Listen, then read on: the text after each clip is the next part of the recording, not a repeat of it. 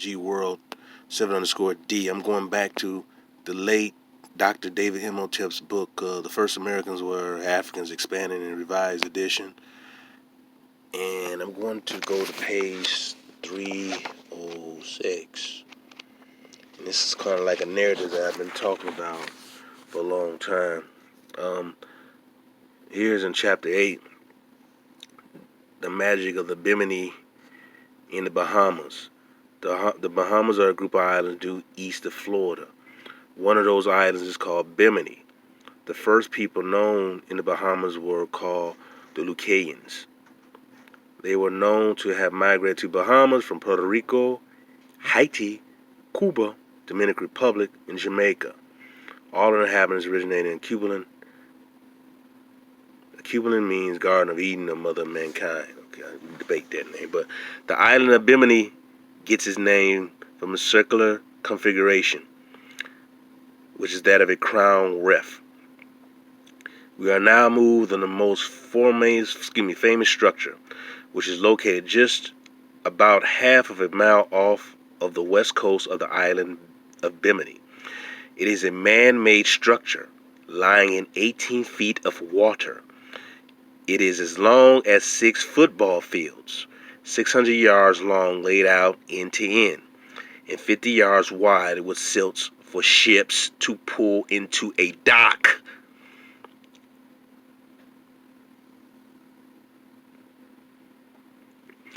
On the shore, there is a stone pier. Half of it has a silt that allows people to unload smaller boats on both sides. Just a few yards from the pier is a J-shaped rock structure that also contains a wider silt to accommodate wider, deeper crafts to unload on both sides.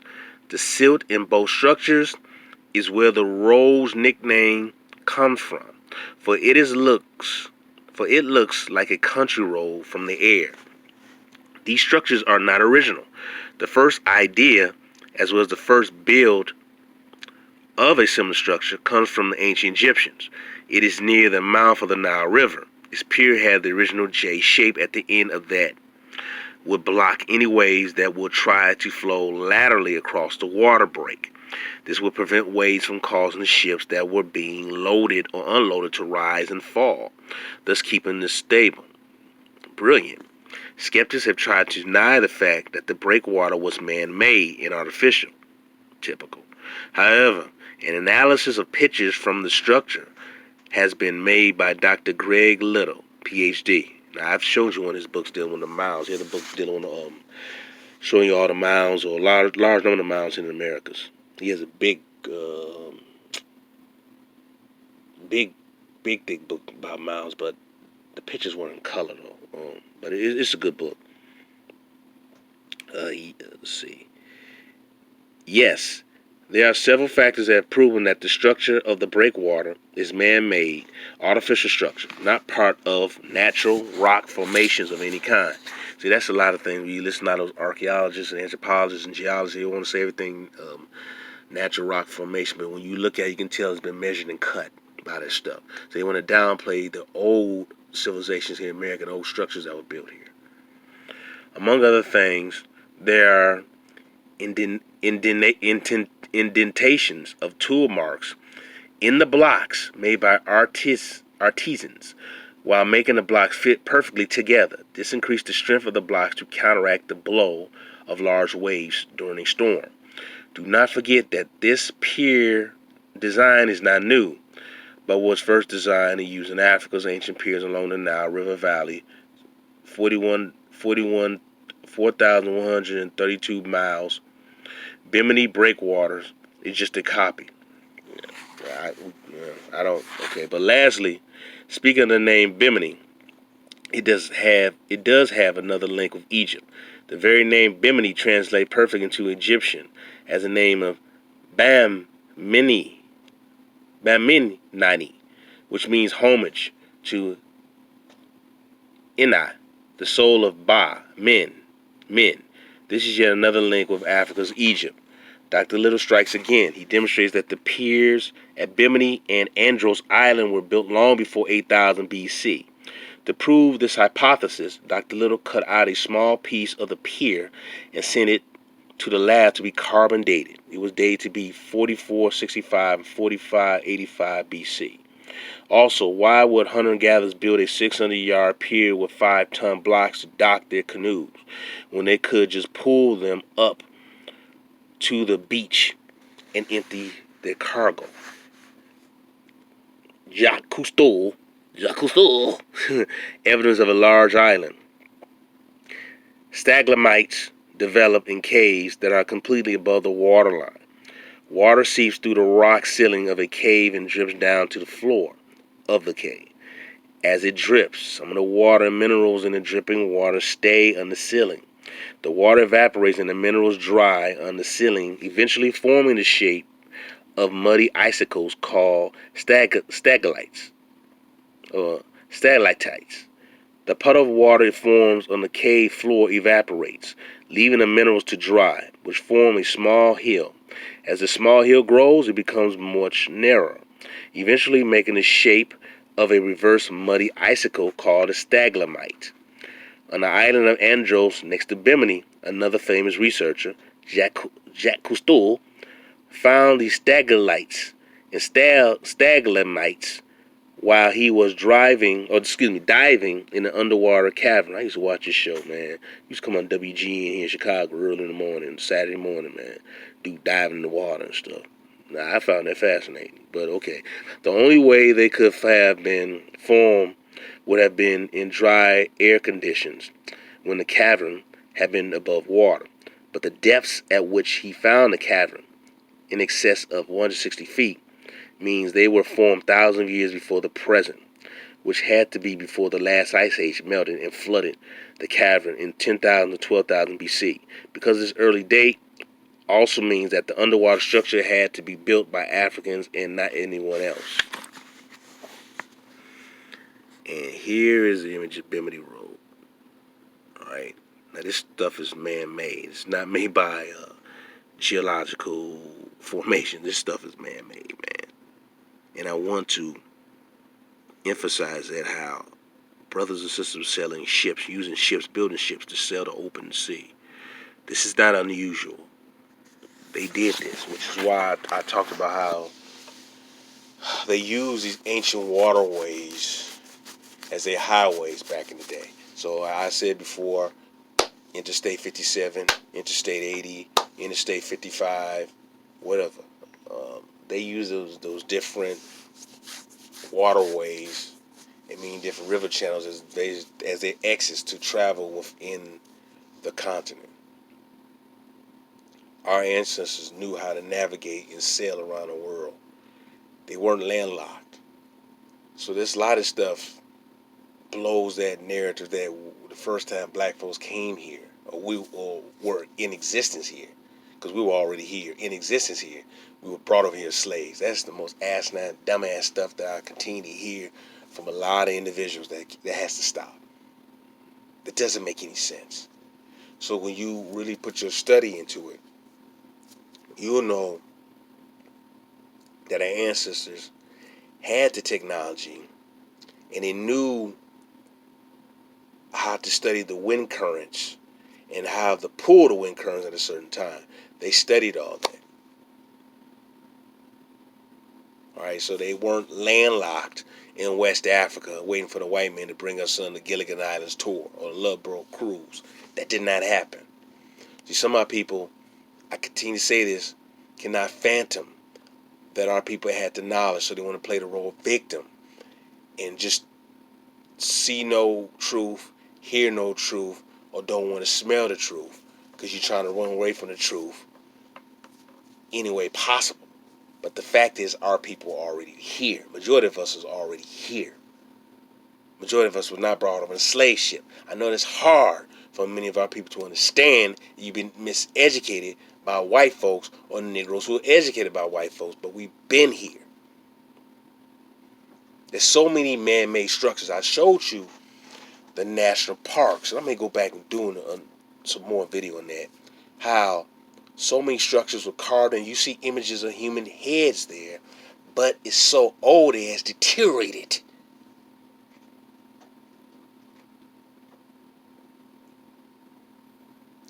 When you look at those images I showed you before, the Aboriginal blacks in America, you see some of them in boats sailing in small river channels. They have very different type of boats that they use throughout the Americas. I mentioned this before. But I want you to notice that how they had the knowledge to sail the seas.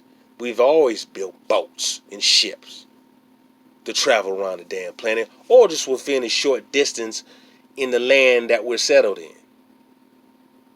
We have to constantly do the research to this information because the information is there. We got to stop allowing outsiders to tell us who we are and sit and say, oh, we just African. No, we are Aboriginal to this land. There's too much information I provided in my doggone YouTube page showing you Negroes is all over this planet. Any idiot who continues to tell you that you're descendant of African slaves is a coon. I said that over and over again. I'm going to say this again. Any idiot who tell you are a descendant of African slaves and the first time you came over here was on a slave ship and we didn't come here to after Christopher Columbus is a coon. Period. They're a coon. That's not even up for debate to me because you're denying the truth. You're denying the obvious, the information that's out there. There's people who will talk about Van Sertima, but they don't talk about his later books. They talked about blacks in America, where he was started to come to the realization that the original people in Americas were black, so-called black, copper color. They were black. But see, them Negroes don't tell you that. And that tells me a lot of these Pan-Africans are frauds. And they're not working in the best interests of our people. They're master deceivers and liars. And we don't need that. So study the ancient river currents. Study how brothers and sisters sail the water, sail the seas. You can get to the Grand Canyon by sailing the rivers.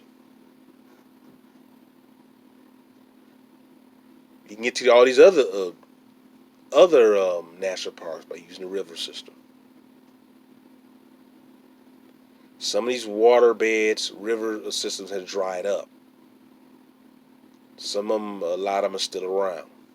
But our ancestors used it to navigate, to circumnavigate the planet and to just sail within various different continents, sail within those regions, travel and trek within that landmass. They did it. And so we need to start teaching our youth this information. Our ancestors did it. And like I said earlier, we weren't landlocked in no Africa waiting for a white man to, quote, bring us here to America. That is a sick plantation or self-hating mindset to even continue to push that narrative. But that is a lie. This is our land. America is our home. So we got to stop that mess, man. We are Aboriginal to this planet. This is our land. We need to take back all of our history and all of our culture and stop allowing outsiders to tell us who we are. We are a great people, but we're going to have to basically acknowledge the fact that we've been miseducated, misinformed about who we are and our true history.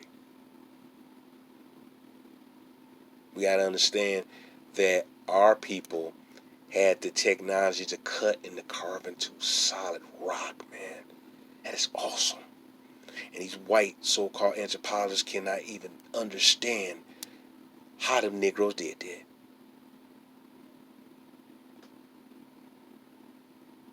They cannot even fathom it.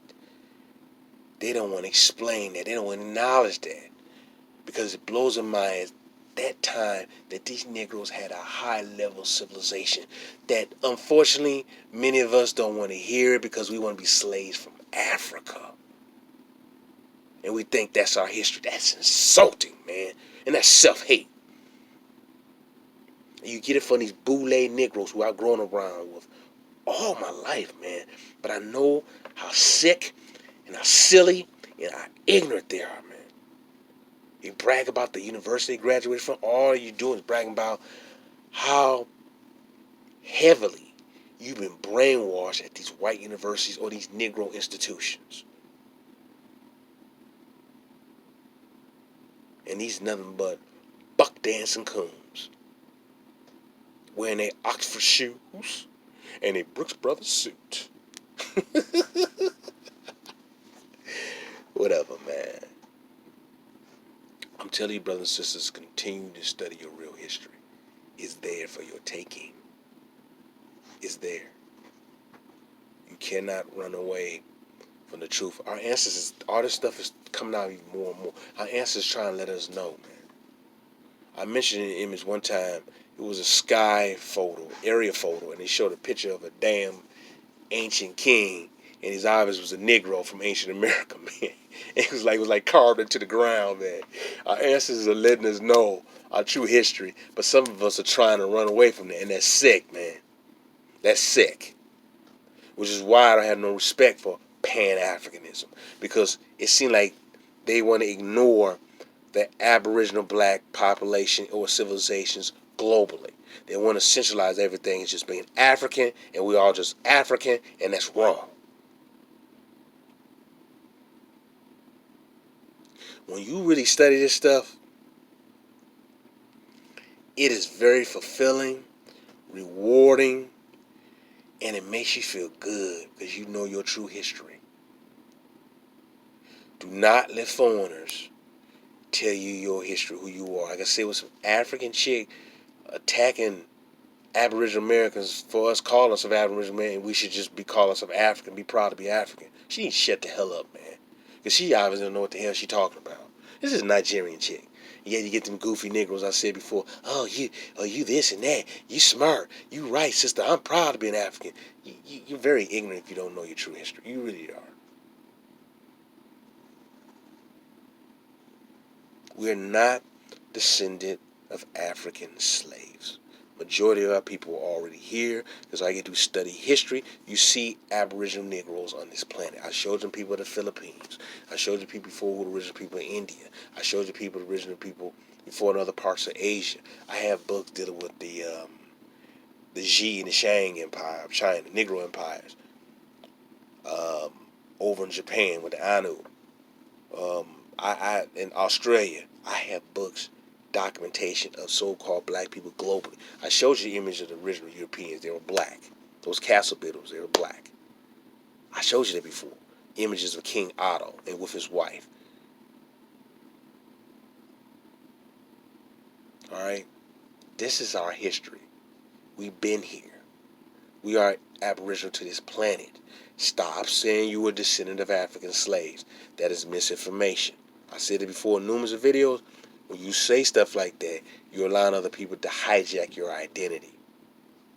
Because you make yourself a foreigner. See, Umar Johnson is pushing that, making us a foreigner in this land, calling us American Africans. He's an idiot. Obviously, he has not done the real research, so he's going to push that African line.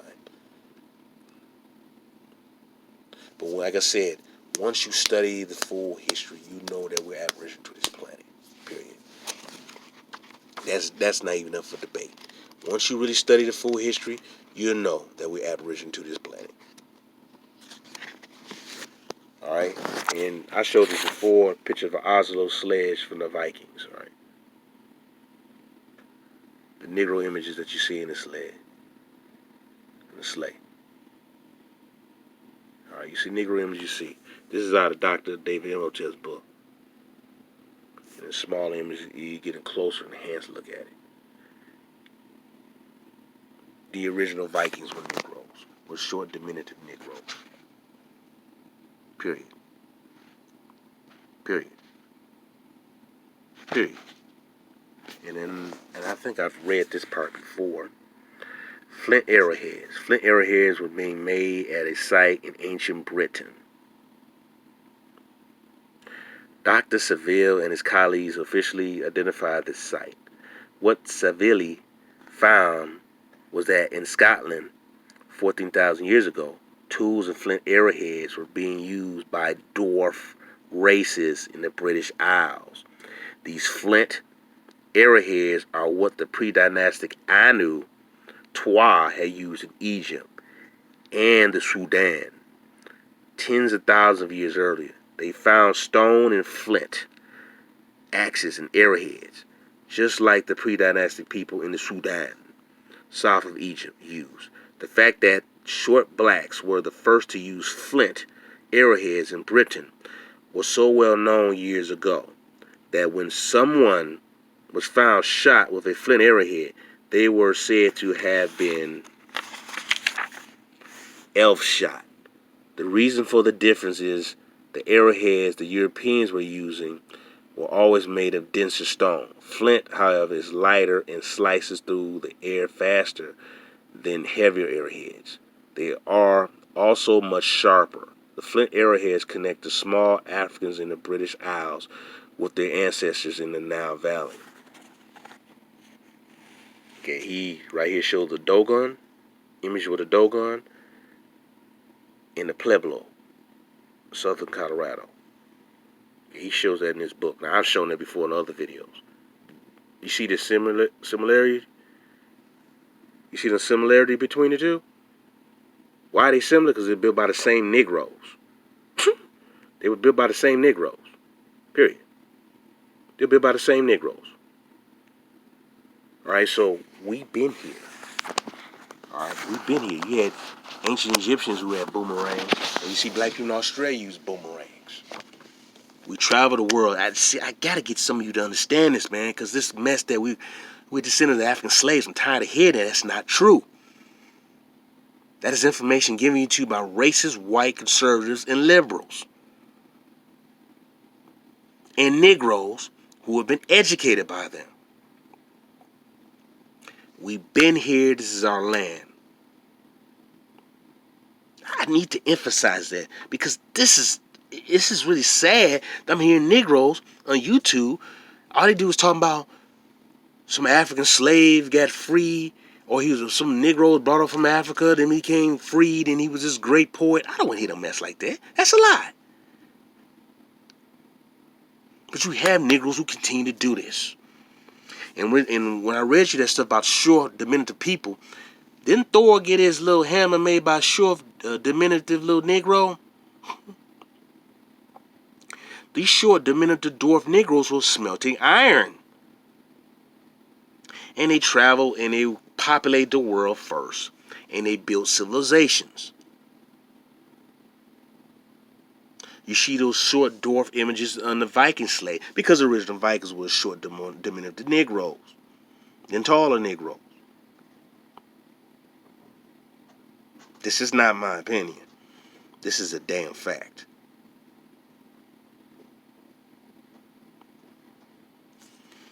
All right, brothers and sisters, this is your brother G World. Peace.